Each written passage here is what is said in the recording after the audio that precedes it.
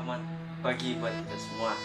Pertama-tama mari kita mengucap syukur kepada Tuhan Yang Maha Esa karena pemberian berkat dan rahmat-Nya kepada kita. Yang pertama kita akan membahas sejarah dan perkembangan bahasa Indonesia. Nah, yang pertama di sini kita akan membahas sumber bahasa Indonesia.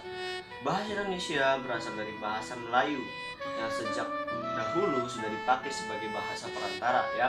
Bukan saja di Kepulauan Nusantara, melainkan juga hampir di seluruh Asia Tenggara. Nah, di sini dikatakan sumber bahasa Indonesia.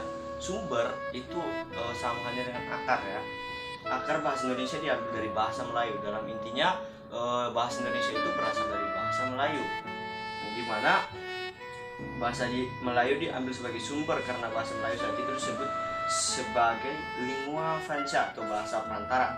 Melayu digunakan di seluruh Asia Tenggara di berbagai kegiatan yang ada di masyarakat. Dan di sini kita bisa melihat berbagai prasasti-prasasti yang sebagai bukti di mana di Palembang, di Bangka, Jambi, dan Bogor. Dan prasasti-prasasti ini ditemukan dengan bahasa Melayu yang dipakai di Nusantara. Dan di sini dikatakan mengapa bahasa Melayu diangkat menjadi bahasa Indonesia.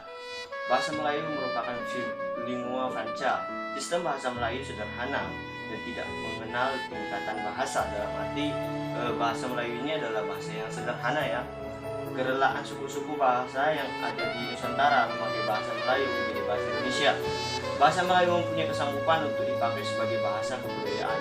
Peristiwa-peristiwa yang berkaitan dengan perkembangan bahasa Indonesia tahun 1901 disusun ejaan pertama yaitu ejaan Van Ophuijsen. Nah, di sini kita juga melihat bahasa Indonesia dijadikan sebagai bahasa nasional. Kapan bahasa Indonesia diriliskan? Yaitu pada saat bahasa Indonesia dibuat atau sebagai bahasa nasional mulai dikenal sejak 17 Agustus tahun 1945. Itu pada hari kemerdekaan kita ya. Nah, di sini dikatakan bahwa dalam kedudukannya sebagai bahasa nasional, bahasa Indonesia sudah diterapkan sebagai bahasa nasional, di mana pada saat itu bahasa Indonesia yang dalam bahasa Melayu belum dijadikan sebagai bahasa nasional ya, berfungsi sebagai lambang kebanggaan nasional atau lambang kebangsaan. Dan di sini kita melihat bahwa bagian fungsi bahasa Indonesia ada yang menjadi fungsi politik, fungsi administrasi, dan fungsi pembangunan. Ya, di sini kita juga akan membahas bagaimana kedudukan bahasa Indonesia. Ya, yang pertama ialah bahasa Indonesia atau bahasa Melayu ini disahkan menjadi bahasa Indonesia nasional itu pada saat munculnya gerakan kebangkitan nasional pada awal abad 20 dan persatuannya disandang sejak 28 Oktober 1948 yaitu diikrarkannya Sumpah Pemuda yang menyatakan menjunjung tinggi bahasa persatuan yaitu bahasa Indonesia, di mana bahasa ini sudah dikatakan yaitu pada pasal 3 ataupun pada Sumpah Pemuda yang ketiga, di mana kami putra-putri Indonesia ingin mengaku berbahasa dan berbangsa satu bahasa dan negara juga disandang sejak dicantumnya Undang-Undang Dasar 1945 pada pasal 36 yang menyatakan bahwa bahasa negara ialah bahasa Indonesia.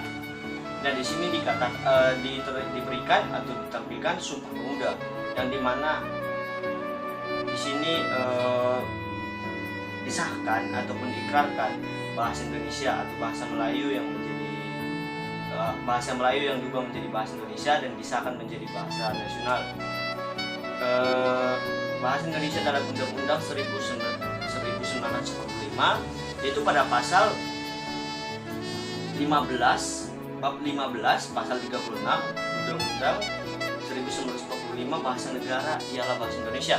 Di sini kita bisa melihat bukti di mana bahasa Indonesia itu sudah menjadi bahasa negara, dan juga kita melihat kedudukan dan fungsi bahasa Indonesia di mana banyak fungsi-fungsinya mulai dari bahasa nasional, bahasa persatuan, dan bahasa negara. Dan di sini juga diberikan bahasa Indonesia sebagai bahasa resmi. Pada pasal 25 ayat 3, bahasa Indonesia sebagai bahasa resmi negara sebagaimana dimaksud pada ayat 1 berfungsi sebagai bahasa resmi kenegaraan, pengantar pendidikan, komunikasi tingkat nasional, pengembangan kebudayaan, dan lain-lain. Kita bisa membaca atau melihat bagian-bagian ataupun isi dari pasal-pasal tersebut. Dan juga di pasal 34 dikatakan bahasa Indonesia wajib digunakan dalam laporan setiap lembaga atau perseorangan kepada instansi pemerintah. Di sini penggunaan bahasa Indonesia yang tertulis kita bisa melihat ya. Dan juga di Undang-Undang Nomor 24 Tahun 2009, bendera, bahasa dan lambang negara serta lagu kebangsaan. Penggunaan bahasa Indonesia tulis, pasal 31 kita melihat juga ayat pertama, bahasa Indonesia wajib digunakan dalam nota kesepahaman atau perjanjian yang melibatkan negara, lembaga negara, instansi pemerintah RI, lembaga swasta Indonesia, atau perseorangan warga Indonesia. Ayat 22, kota nota kesepahaman atau perjanjian sebagaimana dimaksud pada ayat 1 yang melibatkan pihak asing ditulis juga dalam bahasa nasional pihak asing tersebut dan atau bahasa Inggris. Nah, kita bisa melihat juga di pasal 35 ayat 1 ya. Bahasa Indonesia wajib digunakan dalam penulisan karya ilmiah dan publikasi karya ilmiah di Indonesia. Dalam arti, bahasa Indonesia ini sudah diwajibkan ataupun bahasa Indonesia ini sudah dituliskan dalam undang-undang di mana kita harus menggunakan bahasa Indonesia dalam penulisan karya ilmiah dan dipublikasikan karya ilmiah di Indonesia. Nah, pasal 33 ayat 1 di mana penggunaan bahasa Indonesia tulis dan lisan dikatakan bahwa bahasa Indonesia wajib digunakan dalam komunikasi resmi di lingkungan kerja pemerintah dan swasta. Penggunaan bahasa Indonesia lisan ya.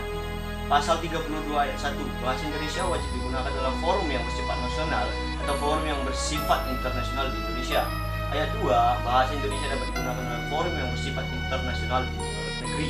Di sini dikatakan bahwa bagian-bagian dalam negeri dan luar negeri itu berbeda ya. Bisa kita lihat di pasal 30 ayat 1 dan juga fungsi BI berdasarkan kedudukannya.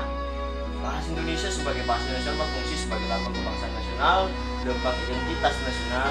Bahasa Indonesia sebagai bahasa persatuan kita bisa lihat sampai bahasa Indonesia sebagai bahasa negara dan fungsi-fungsinya. Sekian dan terima kasih.